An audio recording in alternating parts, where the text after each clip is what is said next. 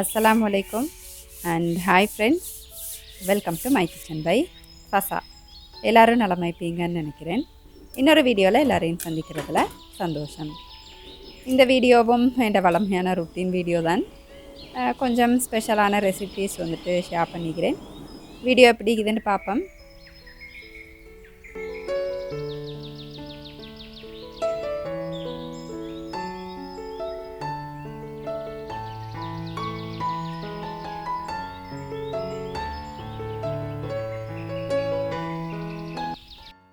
எந்த விதமான ரசாயனங்கள் கலரிங்ஸ் இல்லாமல் வீட்டிலே சுத்தமாக தயார் செஞ்ச ஸ்ரீலங்கன் சரக்குத்தூள், மிளகாய்த்தூள், மிளகுத்தூள், கட்டர்த்தூள், ஸ்பெஷலாக நாங்கள் செய்கிற chicken masala, beef masala, mutton masala, பொலோஸ் மசாலா, 10 வகையான தானியங்கள் வச்சு நாங்கள் ஸ்பெஷலாக செய்கிற ஸ்ரீலங்கன் சத்து மாவு. அதோட நாங்கள் இப்போ வந்துட்டு எங்களோட பிரியாணி மசாலா லான்ச் பண்ணிக்கிறோம்.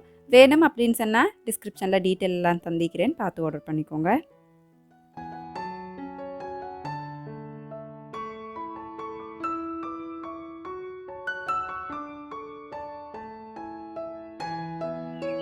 பிஸ்னஸ் தொடங்கினதுக்கு பிறகு காலையில் வந்துட்டு ஹஸ்பண்டுக்கு லஞ்செல்லாம் பேக் பண்ணினதோடே இந்த தானியங்கள் கழுவுறது, இன்னும் கொச்சிக்காய் கழுவுறது, அந்த மாதிரி வேலைகள் பார்க்க தொடங்கிடுவேன். அப்போ நான் நினைப்பேன், இந்த பிஸ்னஸுக்கு போகிறோம் நாளில் ஒரு பகுதி நான் இதுக்கு எவ்வளோ ஒரு பகுதி ஒதுக்குறேன் இல்லையா அப்படின்னு சொல்லிட்டு. அப்போ அன்றைக்கு வந்துட்டு இந்த சத்துமா பேக்ஸ் எல்லாம் வந்துட்டு முடிஞ்சிருந்துச்சு. அப்போ இந்த தானியங்களை கழுவி காய போட்டோம் அப்படின்னு சொன்னால் வறுத்து கேளும் அப்படின்னு சொல்லி தான் காய போட்டிக்கிறேன். ஏன்டா வெயில் வந்துட்டு இப்போ சரியான பொறுமதியான ஒரு விஷயம் இல்லையா? எப்போவும் பொறுமதி தான், ஆனால் பொறுமதி விளங்குது இந்த மழை காலத்தில் தான். 2-3 நாளைக்கு வெயில் விழுந்தா அடுத்தது 2-3 நாளைக்கு வந்துட்டு நல்லா மழை இப்படி தான் பெய்த்துட்டிக்குது. அப்போ வெயிலை காணக்கெல்லாம் அவ்வளோ ஒரு சந்தோஷமாக்கும். அவசரமாக கழுவி போட்டுறணுமெண்டு காலையிலே நான் கழுவி போட்டுருவேன். அந்த நேரமெல்லாம் வந்துட்டு பெருசாக வானத்தை இப்படி அண்ணாந்து பார்க்க மாட்டேன். ஆனால் இந்த பிஸ்னஸ் ஸ்டார்ட் பண்ணதுக்கு வரும் இன்றைக்கி மழை பெய்யுமா வெயில் விழுமா அப்படின்னு சொல்லி பார்த்து இப்போ கொஞ்சம் நாள் ஆகிட்டு இல்லையா, மாஷா அல்லாண்டு எனக்கும் கொஞ்சம் இப்போ அனுமானிக்க முடியுது. இப்படி வானம் இருந்தால் வெயில் விழும், இப்படி இருந்தால் மழை பெய்யும் அப்படின்னு சொல்லிட்டு. அப்போ நானும் எக்ஸ்பர்ட் ஆகிட்டேன் அந்த காலத்தில் ஆட்கள் மாதிரி வானத்தை பார்த்து மழை வருமா வெயில் வருமா டைம் இதெல்லாம் சொல்கிறதுக்கு. அன்றைக்கு வந்துட்டு இந்த ரூமோட இருக்கிற இந்த பெல்கனியை க்ளீன் பண்ணுற வேலையை ஒன்று இருந்துச்சு. எல்லாருக்கும் அவங்கட வீட்டில் ஒரு ஃபேவரட்டான இடம் இருக்கும் இல்லையா? இந்த இடத்துல இருந்தேன் அப்படின்னு சொன்னால் மனசுக்கு நல்லா ராகத்தாய்க்கும், கவலைகள் எல்லாம் இல்லா போகிற மாதிரி நல்லா நிம்மதியாய்க்கும் அப்படின்னு சொல்லிட்டு ஒரு இடம் இருக்கும் இல்லையா? அப்படி ஒரு இடம் தான் இந்த பெல்கனி எனக்கு.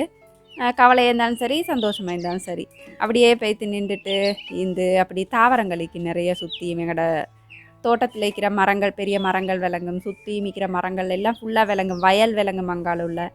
அதெல்லாம் பார்த்துட்டிக்கல ஒரு என்ன எப்படி சொல்கிறேன்னு தெரியா, இனம் புரியாத ஒரு சந்தோஷமான சொல்லுது. அப்போ நான் என்ன சரி ரிலாக்ஸாக இருந்துட்டு செய்யணும் அப்படின்னு சொன்னால் எல்லாம் வந்துட்டு இந்த பெல்கனியில் தான் செய்வேன். அப்போ அதை எப்போவுமே க்ளீன் ஆயிக்கணும் இல்லையா? அப்போ அன்றைக்கும் அதை தான் க்ளீன் பண்ணிட்டிக்கிறேன். நான் மிச்சமே இந்த பின்னுற வேலை அப்படி இல்லாட்டி என்ன சரி ஒரு கை வேலை டிஐவை அந்த மாதிரி செய்கிறேன்னு சொன்னால் அந்த பெல்கனியில் வச்சு தான் செய்வேன். அது எனக்கு அவ்வளோ ஒரு சந்தோஷமாய்க்கும். அப்போ அதை சிம்பிளாக டெக்கரேட் பண்ணுவோம் அப்படின்னு சொல்லிட்டு ஒரு பிளான்ட் ஒன்று கொண்டு வச்சுதேன். ஏன்டா நிறைய வச்சேன் அப்படின்றாலும் அதை மெயின்டைன் பண்ணுறது கொஞ்சம் கஷ்டமாய்க்குது. ஏன்டா வேலை எல்லாம் தனியாக செய்யணும் அப்படின்றதுனால அவங்கள எல்லாரையும் மெயின்டைன் பண்ணணும் இல்லையா? அவங்களுக்கு உரம் போடணும், தண்ணி ஊற்றணும், அந்த மாதிரி சுட்டி ஒண்டிஇருந்தால் போதும் அப்படின்னு சொல்லி தான் வச்சுட்டு இருந்தேன். அதுக்கப்புறம் இன்னொரு ப்ரொமோஷன் உங்களோட ஷேர் பண்ணிக்குவோம் அப்படின்னு நினச்சேன்.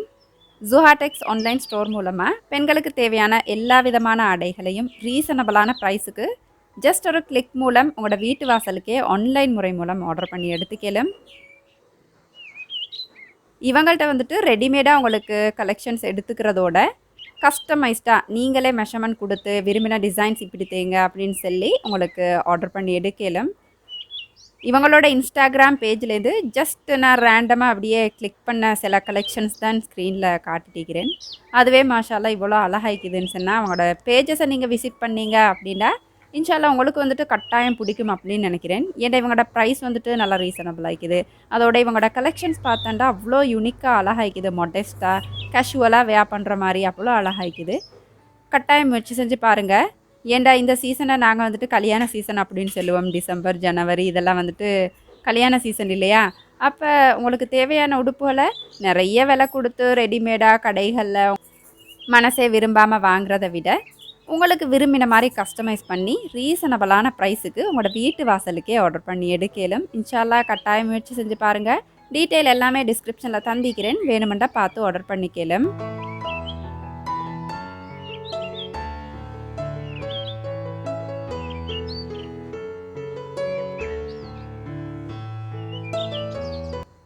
முக்கியமாக இவங்கள்ட்ட வந்துட்டு எல்லா விதமான மெட்டீரியல்ஸும் வந்துட்டு அவைலபிள் ஆகிக்குது. ஃபஸ்ட்டு உங்களுக்கு விரும்பின மெட்டீரியல் சூஸ் பண்ணி உங்களுக்கு விரும்பின மாதிரி உங்களுக்கு கஸ்டமைஸ் பண்ணி கொடுக்கலாம்.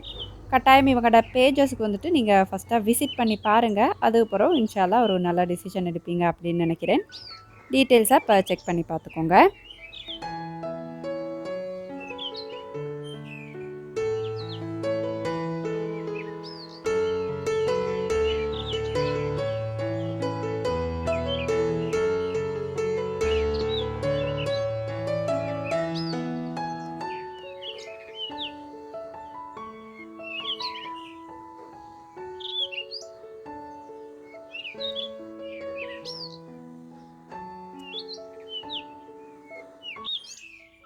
பசலிக்கீரை வந்துட்டு நல்லா குணமைக்கும்.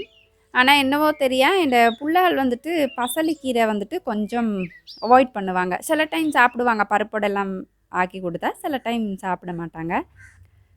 மழை அப்படின்றதால நல்லா கீரை வந்துட்டு தழைச்சி இருந்துச்சு. அப்போ அதெல்லாம் கட் பண்ணி இன்றைக்கி எப்படியாவது இதை புள்ளைகளுக்கு சாப்பிட கொடுக்கணும் அப்படின்னு சொல்லி புட்டுல போட்டு அவிச்சு ட்ரை பண்ணி பார்ப்போம் அப்படின்னு சொல்லிட்டு தான் பறிச்சுட்டிக்கிறேன். அப்போ இந்த ரெசிபியை உங்களோட ஷேர் பண்ணினா உங்களுக்கும் அது யூஸ்ஃபுல் ஆகிக்கும் அப்படின்னு நினச்சேன். ஏன்டா பசலிக்கீரை மட்டும் இல்லை, நிறைய கீரை ஜாதி வந்துட்டு இப்போ இருக்கிற புள்ளைகள் நிறைய சாப்பிட மாட்டாங்க இல்லையா.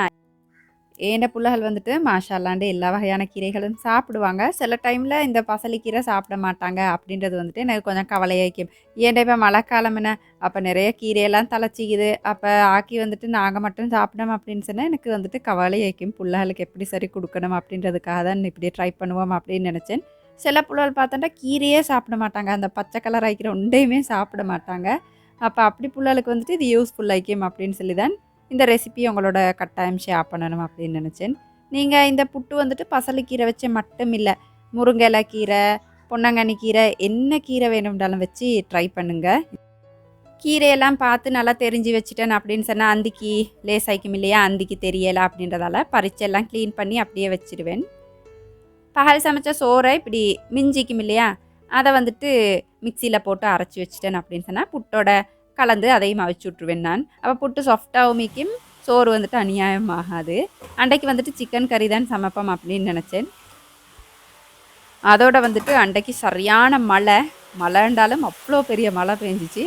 அப்போ அதுலேயும் ஒரு கிளிப் அப்படியே எடுத்துவிட்டேன். போன வீடியோலையோ அதுக்கு முந்தையோ எப்படியோ நான் சிக்கன் கறி சமைக்கிறதுக்கு எந்த நாளும் சிக்கன் சாப்பிடாதீங்க, நல்லம் இல்லை அப்படின்னு சொல்லியிருந்தாங்க.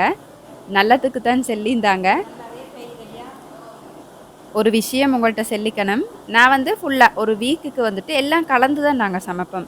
கோழி, இறைச்சி, மீன், கருவாடு, நெத்தலி, முட்டை, அந்த மாதிரி எல்லாம் கலந்து தான் வந்துட்டு நாங்கள் சமைப்போம்.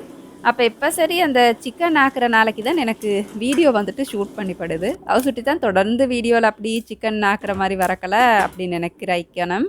அப்போ அதை உங்கள்கிட்ட தெளிவுபடுத்திக்கணும் அப்படின்னு நினச்சேன்.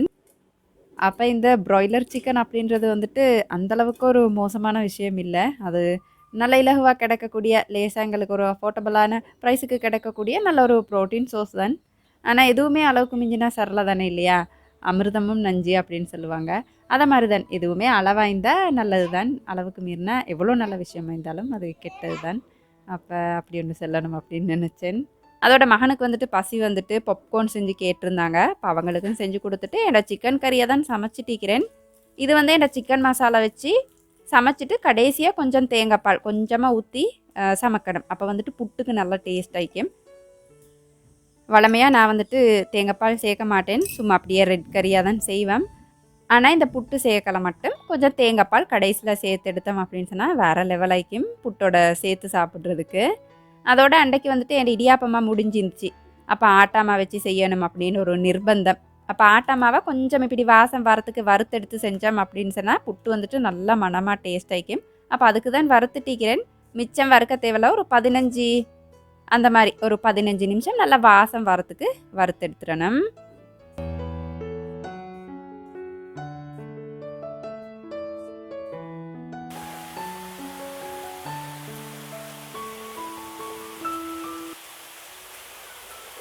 மழை உங்களுக்கு பார்த்தாலே விளங்கும் பாருங்கள், அவ்வளோ பெய்யுது. வறுத்தெடுத்துட்டு இன்னொரு பாத்திரத்துக்கு மாற்றிட்டு நீங்கள் இதை வந்து சலிச்சு எடுத்துடணும். மாவடியில் போட்டு என்ன சரி கட்டி கழிக்குதா அப்படின்னு சொல்லி பார்த்துட்டு அதோட தேங்காவெல்லாம் திருகி வச்சிட்டோம் அப்படின்னு சொன்னால் லேசாய்க்கும். மழை அப்படின்றதால வீடியோ கிளாரிட்டி வந்துட்டு நல்லாவே குறைவாய்க்கும். அப்போ கொஞ்சம் அட்ஜஸ்ட் பண்ணிக்கோங்க.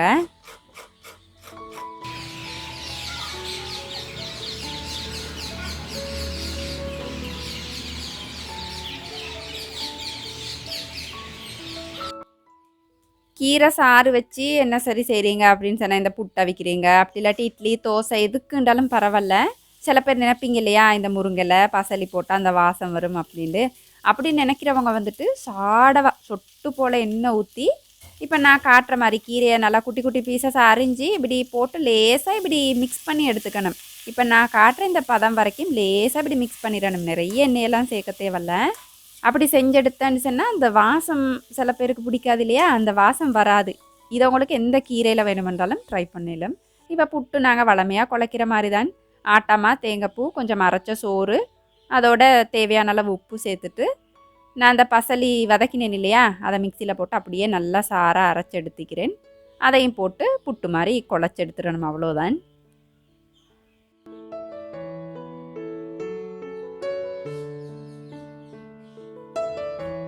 இது ஆட்டாமா அப்படின்றதால கலர் வந்துட்டு இந்த மாதிரி ஈக்கும், பச்சை கலராக தான் நீக்கும். நீங்கள் வெள்ளை மாற ட்ரை பண்ணுறீங்க அப்படின்னு சொன்னால் நல்லா அழகான பச்சை கலர் ஆகிக்கும். பிள்ளைகள் வந்துட்டு அந்த கலருக்கே விருப்பமாக சாப்பிடுவாங்க. கேரட் புட்டு, பீட்ரூட் புட்டு அந்த மாதிரி ட்ரை பண்ணிடலாம். ஏன்னா நிறைய பிள்ளைகள் இந்த மரக்கறி கீரைகள் சாப்பிட மாட்டாங்க இல்லையா. என்னைட்டே சில பேர் கேட்பாங்க, எப்படி தாத்தா இவங்களுக்கு கொடுக்குற அப்படின்னு சொல்லிட்டு. அப்போ அப்படியானவங்களுக்கு தான் இந்த வீடியோ யூஸ்ஃபுல் ஆகிக்கும் அப்படின்னு நினைக்கிறேன்.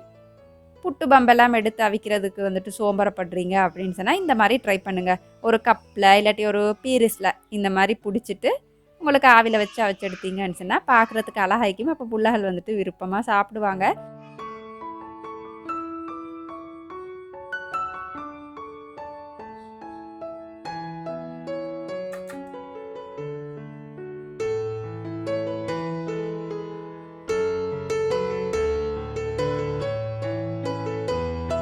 ஃபைனலாக இந்த சிக்கன் கறி வந்துட்டு இப்படி தான் நீக்கும், தேங்காய் பால் ஊற்றி ஆக்கக்கலை.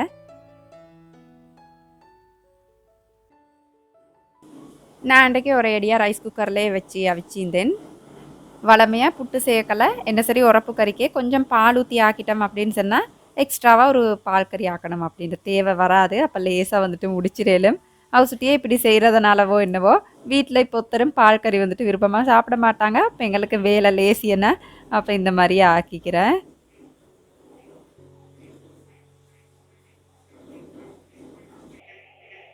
அப்போ அன்றைக்கி எங்களோட டின்னர் வந்துட்டு இந்த பசலி புட்டோட சிக்கன் கறி தான். வேறு லெவல் டேஸ்ட்டாக இருந்துச்சு. இன்ஷால்லா முயற்சி செஞ்சு பாருங்கள், கட்டாயம் பிள்ளைகளுக்கும் கொடுத்து பாருங்கள். அப்போ நாங்கள் எப்போவுமே வளமையான மாதிரி ஐஷாவெல்லாம் தொழுதுட்டு சாப்பிட்ருவோம். சனிக்கிழமை நைட்டு தான் நான் இந்த வீடியோ எடுத்திருந்தேன். பொதுவாக சனிக்கிழமை தான் எனக்கு சிக்கன் ஆக்கிப்படும், அதை தான் நான் முந்தி சொல்லியிருந்தேன். சனிக்கிழமை மட்டும் வந்துட்டு நான் இஷா தொழுதோடு எல்லோரும் சேர்ந்து சாப்பிடுவோம். இல்லாட்டி நான் எப்போவுமே வளமையாக 7 மணிக்கு முந்தி என் டின்னரை வந்துட்டு சாப்பிட்ருவேன். அப்போ அன்றைக்கி டின்னர் வந்துட்டு எங்களுக்கு அப்படி தான் பெய்த்து இருந்துச்சு. எங்கட பிள்ளைகளுக்கு வந்துட்டு அது பச்சை கலர் ஆகிக்கிறதே அவ்வளோ பெரிய சந்தோஷம். இது எப்படி இவ்வளோ கலர் அப்படின்னு சொல்லிட்டு சாப்பிட்டாங்க நிறைய. அப்போ இன்ஷால்லா பிள்ளைகளுக்கு கட்டாயம் ட்ரை பண்ணி பாருங்கள்.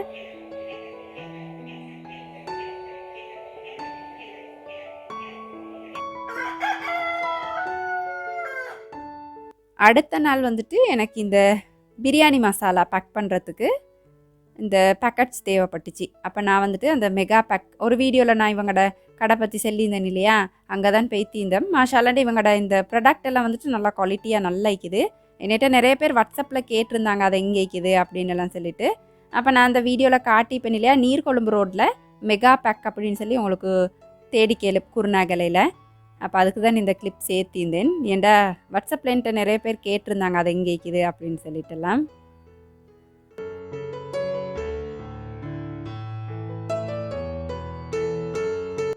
அதோடே அன்றைக்கு வந்துட்டு இந்த சாக்லேட் ஸ்பாஞ்ச் கேக் இருக்குது இல்லையா, அதை வந்துட்டு நான் இப்படி 2 கலரை ட்ரை பண்ணியிருந்தேன். 2 இல்லை 3 கலரை ட்ரை பண்ணியிருந்தேன். 3 ஒன்றுக்கு வந்துட்டு சாக்லேட், அதுக்கப்புறம் சும்மா அப்படியே விட்டுட்டு மற்ற போர்ஷனுக்கு வந்துட்டு சீனி கறிக்கின அந்த கலர் இருக்குது இல்லையா, அதை சேர்த்து இப்படி ட்ரை பண்ணியிருந்தேன். ஏன்னா ரெசிபி நான் ஏற்கனவே ஷேர் பண்ணிக்கிறேன். அதை இப்படி ஒரு டிசைனுக்கு செய்யக்கெல்லாம் என் புள்ளைகள் வந்துட்டு அவ்வளோ விருப்பமாக சாப்பிட்டாங்க. அப்போ டீ குடிக்கிறதுக்கு ஒரு குட்டி கேக் கொண்டு செஞ்சுதேன். அப்போ அந்த கிளிப்பையும் சேர்த்திக்கிறேன். இன்ஷா அல்லாஹ் ஏழுமண்டா இந்த டிசைனில் வந்துட்டு முயற்சி செஞ்சு பாருங்கள் அழகாய்க்குது அப்படின்னு சொல்கிறதுக்கு. அன்றைக்கு கேக்கு நல்லா சாஃப்டாக நல்லா இருந்துச்சு.